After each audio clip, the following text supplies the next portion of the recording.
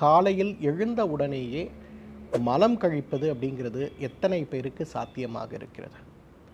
நம்மில் நிறைய பேருக்கு மலச்சிக்கலும், ஒரு முறை மலம் கழித்தது போதாதென்று அடிக்கடி மீண்டும் மீண்டும் மலம் கழிக்கக்கூடிய சூழலும், மலம் கழிக்கும்போது வலியும், சில நேரங்களில் எரிச்சலும், மலம் கழித்த பிறகு கூட 2 மணி நேரம் 3 மணி நேரம் தொடர் வலியும், அதைவிட முக்கியமாக மலம் கழித்த பிறகு ஏற்படுகின்ற வலிகளோடு உதிரப்போக்கும், சில நேரங்களில் ஆசனவாயில் உட்காரக்கூட முடியாத அளவுக்கு ஏற்படுகின்ற புண்களும் நம்மை பாடாய்படுத்துவதை பார்க்கிறோம். இது சார்ந்த சிரமங்களை மாற்றி உடலை ஆரோக்கியப்படுத்த வேண்டும் அப்படின்னு வரும்போது அதற்கும் உதவி செய்கின்ற மிகப்பெரிய அருமருந்து எதுனா ஓமம், சுக்கு, இந்துப்பு, கடுக்காய், வால்மிளகு மற்றும் அரிசி திப்பலி.